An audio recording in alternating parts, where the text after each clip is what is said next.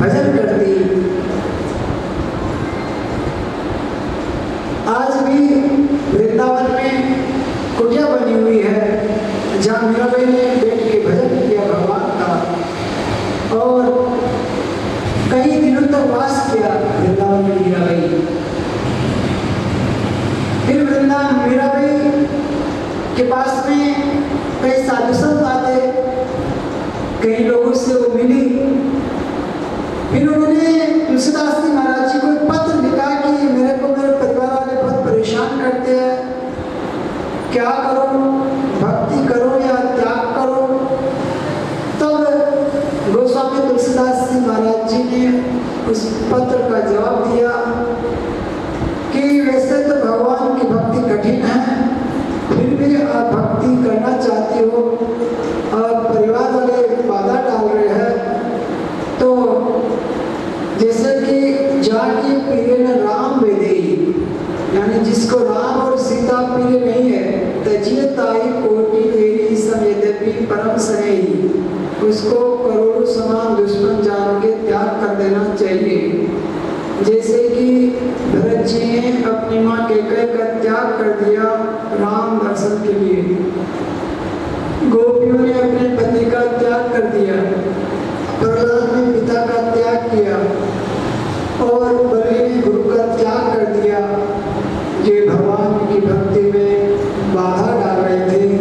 ऐसे ही आपके परिवार वाले आपकी भक्ति में बाधा डाल रहे हैं, तो आप भी इनका त्याग कर दो, कोई दोष नहीं है। मीराबाई निश्चित हो गई, फैसला किया कि अब मेरे को चित्तौड़ नहीं जाना है। और मीराबाई वहाँ से वृंदावन में हरिदास जी महाराज से मिली, कहीं महापुरुषों से मिली मीराबाई मिली, और फिर वहाँ से द्वारिका के लिए रवाना हुई मीराबाई। और द्वारिका के लिए जा रही थी, तो उस जमाने में कोई साधन नहीं थे और अकेली द्वारिका गई थी। आज भी इतने साधन है, उस जमाने में नहीं तो कोई सुरक्षा थी, नहीं कोई साधन थे, फिर मीराबाई बेधड़क हो गई और द्वारिका पहुंची। आज इतने साधन होते हुए भी अकेली स्त्री बाहर जाने में संकोच करती है। यहाँ से बॉम्बे जाना हो, दिल्ली जाना हो या हरिद्वार जाना हो, ऋषिकेश जाना हो, तो अकेली स्त्री जाने में बड़ी संकोच करती है, बड़ी ही डरती है कि अकेली कैसे जाऊंगी।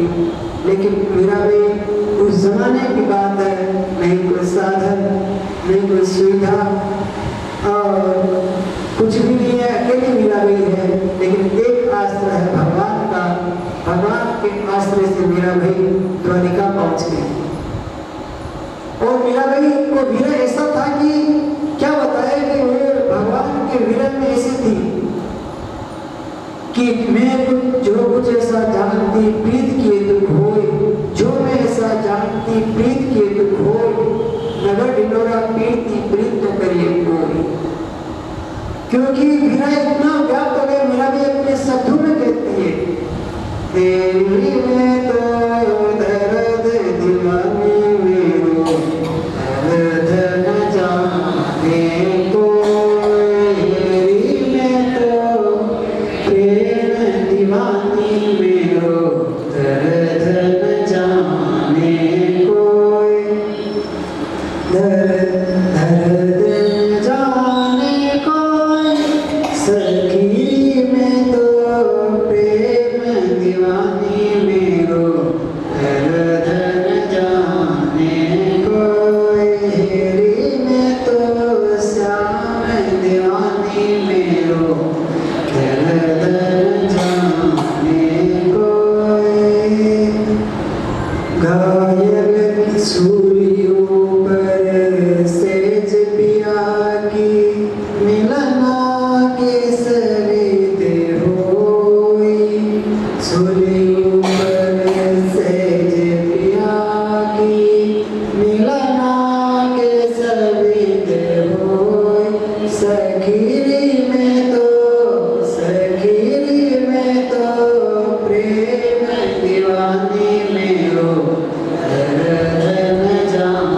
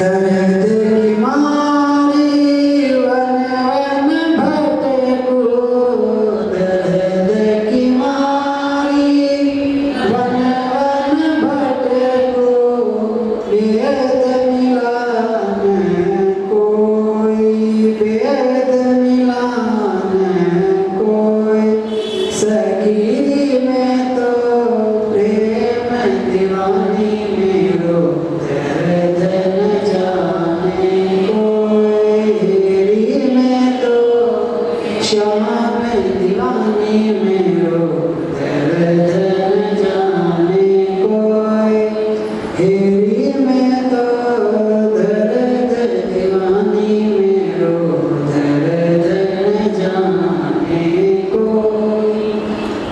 बोले मीराबाई की।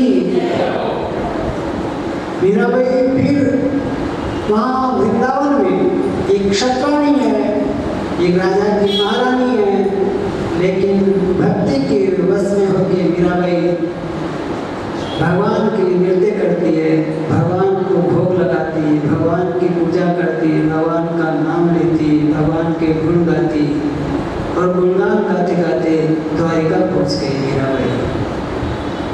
द्वारिका में निवास किया मीराबाई ने। अब एक भक्त का अपराध हुआ है, चित्तौड़ में अकाल पड़ गया। चित्तौड़ में अकाल पड़ा, इतना भयंकर, कई सालों तक बारिश नहीं हुई। इसलिए सज्जनों, यहाँ याद रखना, जीवन में किसी संत का, किसी साधु का अपराध न करें। यदि अपने से सुविधा न हो सके तो कोई बात नहीं, लेकिन कोई सुविधा दे रहा हो तो उसमें बाधा न डाले। भगवान क्षमा नहीं करते हैं, ईश्वर कभी क्षमा नहीं करते हैं, क्योंकि भक्त का अपराध भगवान से बढ़ के अपराध होता है। इसलिए भूल के भी जीवन में किसी साधु का, संत का अपराध न करे। भूल के भी किसी साधु, संत, ब्राह्मण का, वैष्णव का अपराध न करे। भूल के भी अपशब्द न बोले, भूल के भी उसकी साधना में बाधा न डाले, भूल के भी उनको विघट न पहुंचाए। ये याद रखना, भगवान सत्य कहते हैं। दुर्वासा ऋषि को क्षमा नहीं किया, कहा कि जाओ दुर्वासा जी, आपने मेरे भक्त का अपराध किया है, इसलिए आपको अमरीश क्षमा कर सकता है, मैं आपको क्षमा नहीं कर सकता हूँ। इसलिए याद रखना, जीवन में किसी साधु का, संत का, भक्त का अपराध भूल के मत करना, क्योंकि परमात्मा की व्यवस्था, परमात्मा उनके साथ है, इसलिए परमात्मा कभी क्षमा नहीं करता है। तो यहाँ पर मीराबाई का अपराध किया राणा जी विक्रमादित्य ने, तो भयंकर अकाल पड़ा, पानी भी नहीं रहा राज्य में, अनाज के लिए लोग त्राही त्राही करने लगे, भूखे मर रहे, और चारों तरफ हाहाकार मचा हुआ। 10-20 साल हो गए, ऐसी दशा हो गई कि प्रजा मर रही थी। तब राजा बड़ा दुखी हुआ।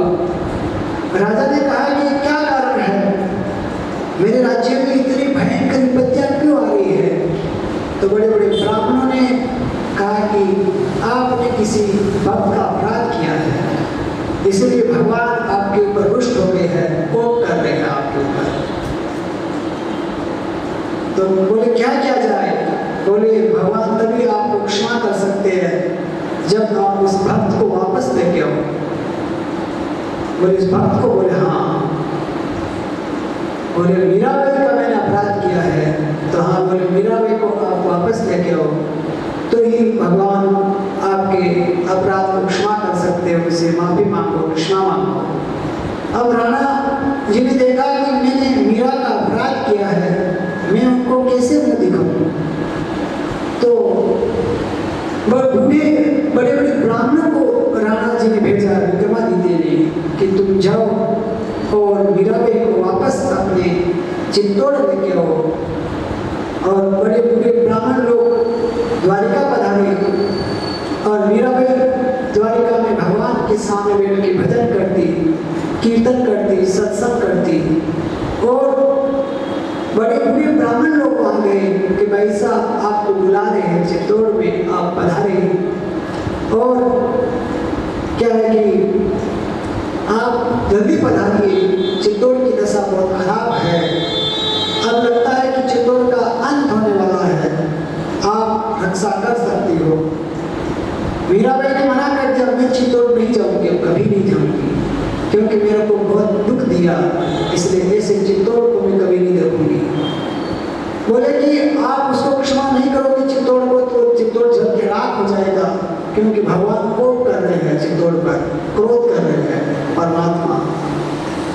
तब मीराबाई ने कहा कि मैं नहीं जाऊंगी, उनको दंड की सजा मिलनी चाहिए, उनको दंड का फल मिलना चाहिए अपराध का। तब बहुत रोने लगे ब्राह्मण लोग, कहा कि हम अंजल का त्याग कर रहे हैं, हम आपके सामने शरीर त्याग कर रहे हैं, हम मरेंगे आपके सामने। तब मीराबाई तो दया की सागर थी, मीराबाई ने कहा कि ठीक है जाओ, अब चित्तौड़ में कोई दिक्कत नहीं आएगी, अब चित्तौड़ सुख शांति आनंद से रहेगा, ऐसा आशीर्वाद दिया। बोले आपको चलना पड़ेगा। मीराबाई ने कहा मैं तो नहीं जाऊंगी। बोले नहीं चलना पड़ेगा, नहीं तो हम यही मरेंगे आपके सामने। तब मीराबाई ने कहा कि मैं अपने गिरधर गोपाल से आज्ञा लेती हूँ, और मीराबाई अंदर गई भगवान के पास जाके भगवान से कहा कि प्रभु जाने की इच्छा तो नहीं होती, पद गया बड़ा सुंदर, लेकिन ये ब्राह्मण लोग हट कर रहे, क्या करूं, आपकी जैसी आज्ञा प्रभु। और पद गाते गाते मीराबाई सहस्र भगवान में समाहित हो गई। भगवान ने अपने मुंह में पूरे शरीर को ले लिया मीराबाई के, यानी भगवान में ही लीन हो गई मीरा। जब पुजारी ने देखा कि बहुत देर हो गई, मीरा वापस बाहर नहीं आई, क्या बात है, और जब अंदर जाके पुजारी ने देखा तो मीरा का शरीर गायब है, कुछ भी नहीं, सिर्फ भगवान के मुंह में साड़ी का पल्ला दिखाई दिया, मीरा की साड़ी का। वो पल्ला लेके और पुजारी बाहर आया, ब्राह्मणों से कहा कि मीराबाई तो भगवान के शरीर में लीन हो गई है।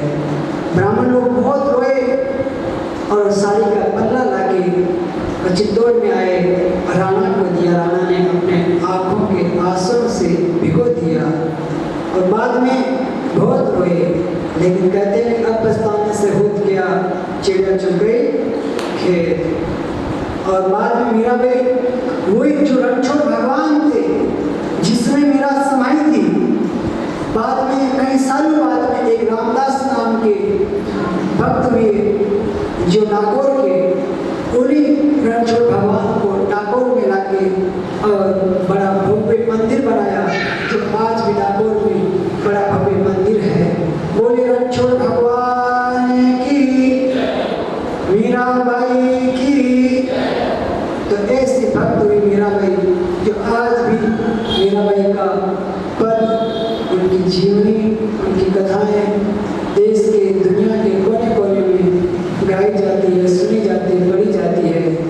और मीराबाई के नाम से एक सीरियल भी निकला है, जो कई भक्तों ने उस सीरियल को देखा भी था। ऐसी परम भक्त मीराबाई हुई है। बोले मीराबाई की। तो ये मीराबाई की कथा आपके सामने सुनी थी।